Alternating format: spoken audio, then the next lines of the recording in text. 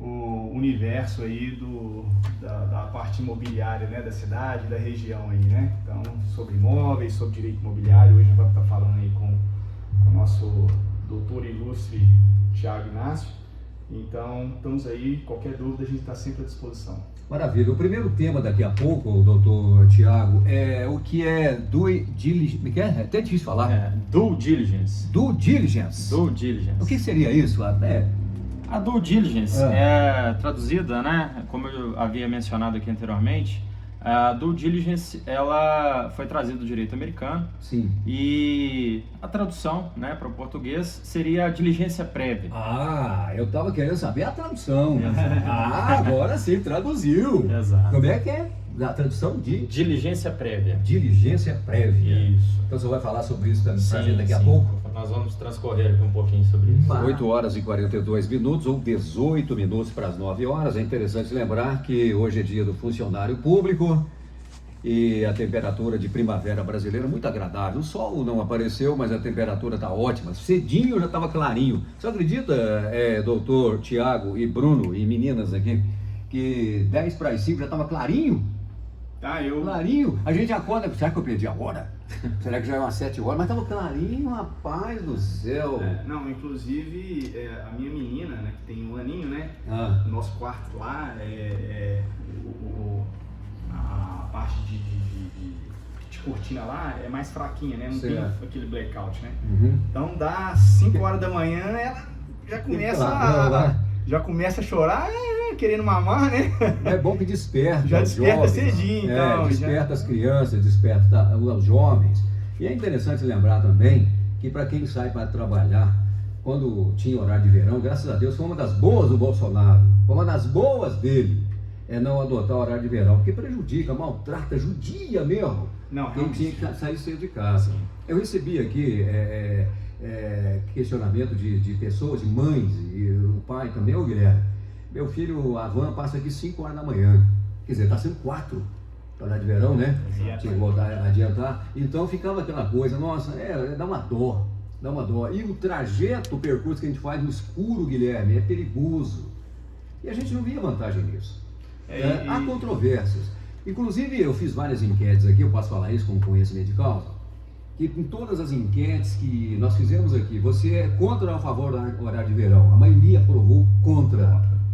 Esmagadora, não por unanimidade, mas esmagadora vantagem de não gostar. E a gente encontrava alguém que falava assim, eu gosto. Aí eu perguntava, que hora que você acorda? 10 horas, meio-dia, acorda na hora do almoço. Não serve para fazer um comentário, não pode avaliar, né? E assim, esse horário de verão, né, quando tinha esse horário de verão, para mim também era horrível. Primeiro, eu sempre acordo cedo também, cedinho, tô, né, correndo atrás dos meus negócios. Mas à noite, principalmente à tarde também é ruim, né? Porque parece longa, né? Você chega quase 7 mil, 8 horas, ainda tá de dia ainda, mas né? Estressa um pouco, né? Estressa, você chega meio estressado. Eu durmo cedo, eu durmo 8h30, 9 horas, 9 e pouquinho, já tô dormindo. Então, pra mim, esse horário de verão, pra mim, nunca foi vantagem. Pra mim, né? Eu sempre gostei do horário normal mesmo. E eu gosto do frio, né? Então pra mim, quanto mais...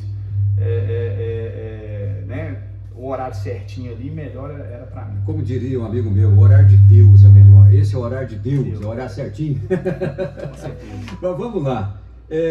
Diligência prévia, doutor Thiago Inácio.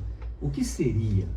Vamos explicar para os nossos ouvintes. Então, Guilherme, a diligência prévia, ela, no direito imobiliário, seria uma diligência, né, uma investigação prévia à compra, aquisição de um imóvel.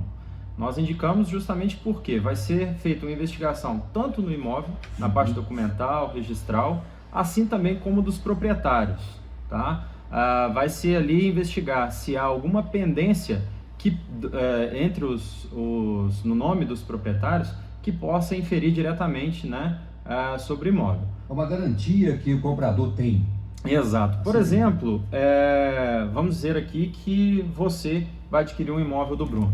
Se Deus quiser, futuramente. Tomara. E assim você não faz essa pesquisa e já registra no seu nome, né? Tá feliz. E a gente sabe que o imóvel, né, principalmente no Brasil, tendo em vista os altos valores praticados, é realmente algo que as pessoas têm que se preocupar muito, tendo em vista que levam uma vida inteira, às vezes, para adquiri-lo, né? E às vezes nem assim... já está comprometido também, né? Exatamente. Faz aquele financiamento, já está comprometido futuramente. Exatamente. E aí, nesse exemplo, você compra, não se preocupe. E vamos aqui pôr um exemplo que o Bruno tem uma dívida, vamos lá, tributária, tá? Se entender que esse imóvel poderia ser expropriado para a garantia daquela dívida ali, entre o ente federativo, né, ao qual ele deve, e entender que esse negócio foi uma má-fé, ou seja, tido como uma fraude à execução num processo futuro, pode sim ser cancelada essa venda, tá, anulada, e aí o imóvel voltaria para o nome do Bruno. Um transtorno. Um transtorno, né? E aí o que te restaria como comprador era apenas uma indenização em relação ao Bruno, só que se ele já deve, né, será que ele teria o dinheiro para devolver para você? Provavelmente não. Pode arrastar também por muito tempo. Exatamente. Então, é uma garantia que se tem. É uma garantia. É uma garantia, é uma investigação a ser feita. Infelizmente ainda, Bruno, no Brasil, as pessoas não se preocupam em relação a isso. Acham que comprar um imóvel é simplesmente tá ali, eu consigo transferir, consigo colocar no meu nome, tá tudo ok. E não é bem assim, né? O imóvel, ele pode ali permear junto a ele dívidas e pendências que podem sim ser diretamente prejudiciais a quem está comprando. Muita gente teve dor de cabeça com isso, né? Não, sim. Porque, Guilherme, hoje 80% a 90% dos imóveis em Lavras está irregular. Tem que fazer alguma coisa para regularizar? Tem. Não só em Lavras, é no Brasil todo. Né? Lavras a gente está, mas é no Brasil todo. Então, por isso que se deve fazer essa diligência prévia, né? A gente faz, né, junto com a assessoria jurídica nossa, que é o Thiago, a gente faz essa diligência prévia justamente para a gente trazer uma segurança para o comprador e também para o proprietário também que às vezes não sabe, que às vezes que está irregular, que tem que se fazer alguma regularização. Então a gente traz tudo isso com o nosso conhecimento e a nossa experiência, a gente traz isso para os nossos clientes. E o que traz uma tranquilidade também é que os cartórios hoje estão todos ligados, né? Facilitou por demais, né? Sim. Antigamente era mais difícil, tinha que ir atrás, buscar, agora não. Exato. Agora já faz um apanhado geral ali, né? Do Brasil todo, né? Não só os cartórios, né? Hoje em dia está se unificando tudo, Receita Federal, Receita Estadual, justamente para evitar as fraudes, né? Que antigamente havia. E também questões como essa. Só que ainda assim há necessidade, porque o cartório, tendo em vista as altas demandas que são ali, né, procurado o cartório, ele não consegue oferecer esse serviço, né? Então por isso fica a indicação a toda pessoa que vai, né, adquirir um imóvel, que procure um profissional habilitado, né, no caso um advogado, para que faça essa pesquisa. E com certeza fica bem mais barato, né, você contratar um serviço prévio do que amanhã remediá-lo, né? Bruno Santana está aí à disposição, né, Bruno? Você oferece todas essas seguranças aí para a pessoa, né? Inclusive até para comprar fazenda, se quiser, né? Comprar fazenda, comprar terreno, sítio, cômodo comercial, galpão, a gente está lá sempre à disposição. Maravilha. O contrato realizado junto à imobiliária pode ser levado a registro? Como é que é? É interessante essa pergunta, Guilherme. Antes até é bom a gente colocar, quem é proprietário hoje de um imóvel no Brasil, como se torna um proprietário, né? As pessoas, às vezes, você já deve ter tido alguma experiência, visto alguém ou seus ouvintes, que acha que faz um contrato ali, aquele contratinho de gaveta, né? Ou então a própria escritura pública e não leva a registro e já acha que é proprietário. Na verdade, não. Para se tornar proprietário, é aquele que está registrado junto à matrícula do imóvel no registro de imóveis como tanto, né? Como proprietário. Exato. Aí sim você se torna proprietário. Antes disso, você pode ter uma mera posse, um domínio sobre o bem, mas a propriedade em si é com o registro. Agora, para saber isso, tem que consultar o advogado, no caso você, está pronto para isso, né? Sim. Todos nós, né? Todo o contrato, aqui em Lavras, nós temos profissionais competentes para tanto, né? É interessante também a gente colocar aqui que a questão de qual o valor, né, obriga a quem está comprando imóvel a fazer escritura. No Brasil, até 30 salários mínimos, consegue sim aquele contrato particular você levar a registro, né? Mas acima de 30 salários mínimos, o que é mais comum, né, hoje ser praticado a venda de um imóvel acima de 30 salários mínimos, obrigatoriamente a venda tem que ser feita através de escritura pública, através de lavratura em cartório de notas e posteriormente registro, tá? Com relação ao contrato que é feito na imobiliária, lá nós temos um compromisso, né, de compra e venda, ou seja, um compromisso de algo futuro, né? Tá. Ele é feito apenas pela garantia das partes e ele faz força entre as partes, tá? Que ali está assinado. Ele pode ser levado a registro junto à matrícula? Pode. Não é usual porque também a gente sabe que os valores, as taxas notariais são altas, né? Então, por isso, não é usual que as pessoas assim também o registrem junto à matrícula. A vantagem de se registrar junto à matrícula é que aí ele vai fazer força não só entre as partes, mas também perante terceiros.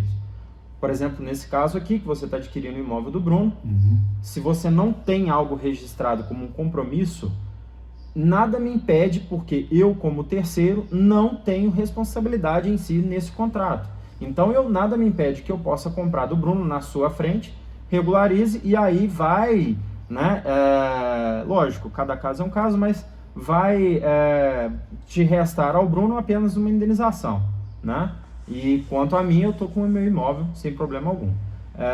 Então, o contrato, ele tem, o compromisso, ele geralmente nós indicamos principalmente, a gente sabe pela questão dos valores notariais, que são altos, mas quando é feita uma venda futura, vamos dizer aí um imóvel comprado na planta, né, que ele vai levar ali... comum hoje aqui, né? Exato, que ele vai levar ali 1, 2 anos para ser entregue a execução dele. Para que a pessoa tenha garantia que amanhã o que ela está pagando ela vai conseguir, né, ter a sua propriedade em si, ela não tem problema, aí sim ela registra junto à matrícula. Entretanto, lembrando que não abona amanhã, né, a realização da escritura. Há obrigatoriedade de realizar a escritura, né, na forma da lei, mas é apenas uma garantia futura que as partes irão lavrar uma escritura, enfim, a forma correta para se efetuar a compra e venda. Num passado mais distante, a gente via muita obra inacabada, edifícios principalmente. Era esse problema? Vendia-se na planta, depois aquela pessoa administradora ali não deu conta e parou, aí aquilo foi para a justiça e ficou 5 anos, 10 anos. Hoje parece que não se vê isso mais, né? Pelo menos que a obra começa, a obra termina.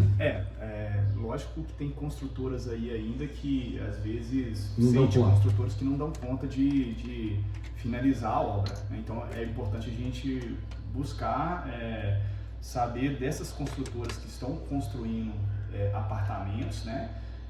Não só apartamentos, mas, né, que vendem na qualquer planta, imóvel, né? Qualquer imóvel, né? Que vende na planta, né? Saber aí da parte jurídica, né, dela, né? Fazer uma pesquisa, né, sobre essa construtora para que o cliente, né, a pessoa que está adquirindo o imóvel, o comprador, não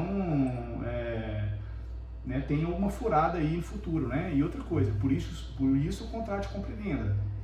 Porque quando levado à justiça, né, quando está em desacordo, né, existe contrato de compra e venda justamente para que possa segurar, né, o comprador, né? O compromisso ele vai ali ditar como será feita a compra e venda, né? A questão dos valores a serem ali, né, negociados, a forma de pagamento, prazos, enfim. Ali tudo se entabula que quando for realizado, né? Um exemplo também, às vezes uma compra que vai demorar ali só 2 meses, porque a gente sabe que no ato da compra de imóvel há um trâmite, às vezes o problema, como o Bruno falou, muitos imóveis em Lavras e no Brasil em geral tem um problema registral, né? Então até que se regularize ou então que consiga tirar o ITBI junto à prefeitura, né? Isso é um prazo que às vezes exige. Primeiro é feito o compromisso para assim assegurar as partes, né? Dar garantia tanto para o proprietário, quanto o vendedor, quanto os compradores. Então todas essas obras, essas plantas que já estão nascendo aí, cada dia tem uma planta nova na cidade, um mega projeto. Então essas já estão devidamente prontas para sua execução. A documentação já foi aprovada. Não, sim. O correto, não se inicia sim. uma obra sem a documentação estar pronta, não é isso? Exato, o correto sim, né, Guilherme? Falar na sua integralidade é difícil porque aí realmente depende do construtor, né? Depende da responsabilidade daquela pessoa. A legislação exige que sim, né? Falar, né, com propriedade que todos estão, aí é realmente difícil. Vai depender da responsabilidade daquele que de fato está executando a obra. Então, né? o primeiro passo é saber da empresa, da construtora, a sua idoneidade, a sua história. Com certeza. Né? E aí você, por exemplo, só para você ter uma situação, você entender a situação, é o seguinte: hoje em dia, esses imóveis que estão sendo construídos, ele é aprovado pela prefeitura, né? Então você tem o alvará de construção e tudo. Só depois que os apartamentos ou que os imóveis, né, vamos colocar aqui, está pronto, né, tudo 100% pronto, aí sim é feita a regularização do imóvel, ou seja, a BITS, né, Receita Federal, que tem que recolher o imposto, né, sobre a obra, né, que foi construída, e por fim o registro, né, do ABITS e dessa CND, né, da Receita Federal. Então, assim, primeiro se faz, por isso que é importante a idoneidade da empresa, porque primeiro se faz o projeto, aprova o projeto na prefeitura, já faz a venda na planta, né, e só depois é que a gente vai ter o registro 100% concluído. Então, por isso a idoneidade. Se a empresa é uma empresa que tem uma bagagem aí, né, uma experiência no mercado, aí sim, acredito que o imóvel na planta ele é muito bom, porque ele também você tem condições de ganhar dinheiro, né, valorização e tudo, né, ter um investimento muito bom, porque você vai, quando você compra ele na planta, ele é um valor, quando a construtora finaliza, às vezes daqui 2, 3 anos, é outro valor, entendeu? Então, assim, tem uma valorização também em cima disso, por isso que também é bom comprar na planta, desde que a empresa tem a idoneidade. Nada contra, mas as empresas que vêm de outros estados, de fora, né? Mas vamos valorizar as nossas aqui, né? Pelo menos a gente se conhece de perto, sabe aí como é que, né? Sim. Então, outra pergunta aqui. Em uma compra e venda intermediada pela imobiliária, quem assume os honorários? Quem comprou ou quem... Como é que é? Porque isso fica muita dúvida quanto a isso. Realmente, as pessoas têm muita dúvida em relação a isso, né, Guilherme? Eu pago ou ele paga? Quem paga? E quanto se paga? A legislação, o que ela estipula é que quem contrata o serviço é que é o responsável a arcar com ele, né? Então, se eu estou comprando, eu vou pagar, se eu procurei, enfim. Usualmente, né, o que se pratica é o vendedor arcar com os honorários de corretagem, tá? O que mais comum é ser dessa forma, porque a pessoa procura imobiliário, né? Eu quero vender meu imóvel, deixa ali, então ele automaticamente também já está contratando o serviço. Dentro daquele preço já tem embutido esses honorários aí, então? Sim, os honorários já é a corretagem. Já é orientado para isso. Exatamente, exatamente. E aí, mas nada impede também que as partes, né? Lógico, deixando isso tudo entabulado, de preferência documentalmente. Entabulado, né? quer dizer o que, doutor? Deixar ali registrado. Né? Que as partes dividam os custos. Exatamente. Tá certo. Nada impede. Aí realmente vai ser uma questão de negociação. Né? Mas usualmente, pelo menos aqui em Lavras, o vendedor assume essa responsabilidade. Pegando até o bordão aqui que eu me lembrei do Celso Russomano, estando bom para ambas as partes, negócio fechado. Exatamente. Tem que estar bom para os dois lados, né? Não, tem que estar bom para os dois lados, porque se não for, igual eu sempre falei aqui, né, tem falado aqui nos últimos podcasts que a gente tem feito aqui, que a negociação tem que ser justa, boa para todo mundo, né? Quando é uma negociação que o comprador ganha, o vendedor ganha, é uma negociação, e que a imobiliária também tem o seu papel, né? Que a gente trabalha ali, faz o nosso trabalho, executa o nosso trabalho da melhor maneira possível, né? Então, quando a negociação é justa, ela é boa para todo mundo. Todo mundo fica feliz. Isso mesmo. Pegando o gancho aqui, eu me lembro, toda vez que falo, eu me lembro de uma negociação, eu estava meio de fora ali, ouvindo só, né? Não podia opinar, mas estava ouvindo. Aí, na hora de quase fechar o negócio, o corretor, né? Tinha o percentual dele, né? Quanto que é o percentual de um corretor? Ou é variável isso? Não, na tabela, na verdade, o Guilherme, na tabela dos corretores de imóveis, né, pelo Conselho Regional de Corretores de Imóveis e o COFES, que é o Conselho Federal dos Corretores de Imóveis, a tabela hoje na venda é 6%. Porém, aqui em Lavras a gente pratica 5%. Ah, tá. É praticado 5%. Na tabela é 6%. Se eu quiser cobrar até 6%, né, eu posso cobrar. Mas eu cobro, lá na nossa imobiliária, a gente cobra 5% sobre o valor da venda. Então, se eu vendi uma casa por 200 mil, 5% sobre os 200 mil que a imobiliária vai ganhar, entendeu? Que é o custo do nosso trabalho, né? Que a gente faz desde a avaliação do imóvel, né? Desde a negociação e a documentação imobiliária. Então, existe todo um processo ali, né? Que a gente faz, né? Justamente, e a gente cobra esse valor por isso. Fugindo um pouquinho aqui, indo para outro caminho, o doutor Tiago pode nos informar. Quando se faz inventário, é esse valor também, de 6%? Ou é isso também? A tabela da OAB, né, tem realmente essa semelhança, porque ela também nos estipula ali um valor, né, uma porcentagem de até 6% sobre o valor do inventário, né? Às vezes não é praticado isso porque talvez seria inviável pelas partes, né?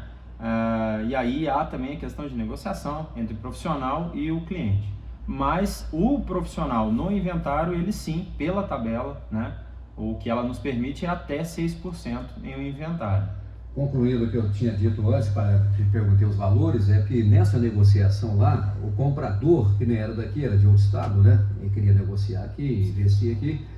Aí na hora que o corretor falou, mas e aí? E a minha parte? Aí o dono falou assim, não, fala com ele está comprando. Ele já está comprando um preço muito bom, que eu já dei desconto para ele.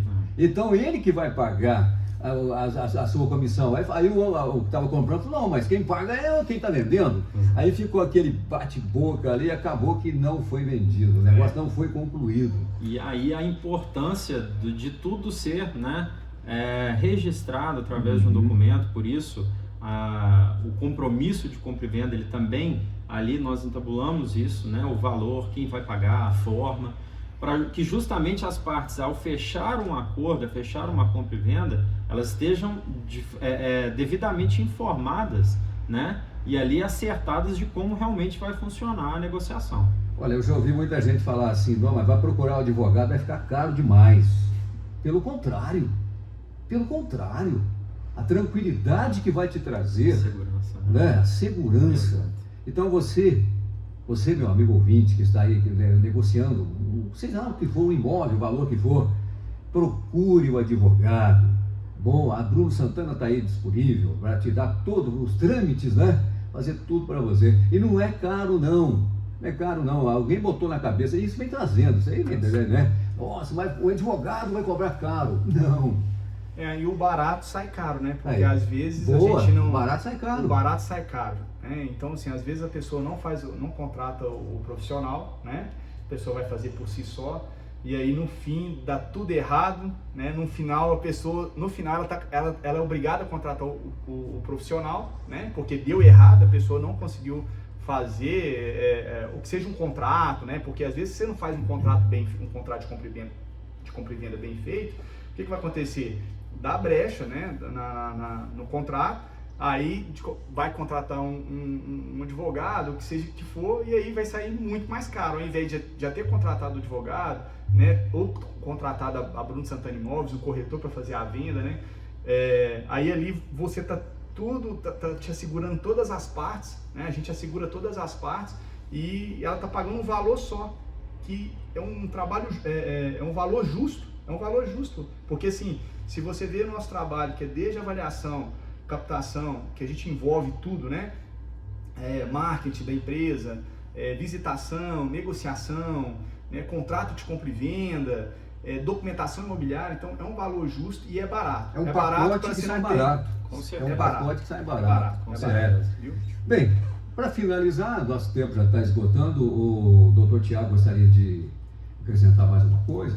Não, Guilherme, deixar, agradecer mais uma vez, estar aqui, sua presença com o Bruno, poder informar, os seus ouvintes, deixar, sempre aquela dica a todos que é um exemplo que às vezes fica mais fácil. Ninguém compra um carro sem levar no mecânico, Guilherme? Então, por que comprar um imóvel sem procurar um advogado?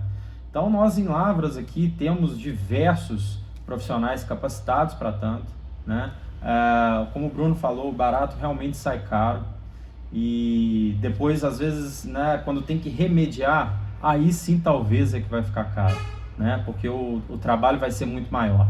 Então, procure um profissional ao adquirir o imóvel, fazer essa investigação, essa diligência prévia, e aí pode ter certeza que a aquisição vai ser tranquila e sem qualquer problema futuro. Maravilha. Ô, Bruno, reforça aí o seu contato da Bruno Santana Imóveis. Pessoal, eu gostaria de agradecer, mais uma vez, aos ouvintes da 94.7, da Rádio Rio Grande. Rio Grande. Rádio Rio Grande. Você não é do tempo da Rio Grande? Você já ouviu quando era Rio Grande? Não, ainda não. Não. Na verdade, porque eu tenho 6 anos. Você é de Formiga. Eu sou de Formiga. E qual é a rádio famosa em Formiga, Bruno? Lá, a rádio famosa lá é 93.4. Ah, sim. Eu tenho um amigo meu que que faz o seu trabalho também, É comunicador lá, comunicador, então o pessoal lá é 93.4. Mas eu queria agradecer, a todo mundo, a todos os ouvintes, que puderam dar a oportunidade aí da gente poder estar falando, a mim, o Thiago, o Dr. Thiago, para a gente estar falando aí sobre um pouquinho do mercado imobiliário e ressaltar que quem precisar de comprar um imóvel, construir, precisa de um financiamento imobiliário, a Bruno Santana Imóveis está lá para te atender na rua Doutor Delfino de Souza, 325, descendo a rua ali do Banco Brasil, que liga ali ao Jardim Glória, ao novo Hospital da UFLA, no telefone 35, DDD 3409-3400. Maravilha. Obrigado, Guilherme. Valeu, Bruno. Valeu, doutor. Valeu. Paula e Marcela acompanhando aqui. Então até a próxima quinta-feira. Até a próxima quinta-feira, se Deus quiser. Um abração para todos. Fiquem todos em paz e eu volto já trazendo aí o Fique por Dentro, edição das 9h pouquinho, viu? Conheça a nova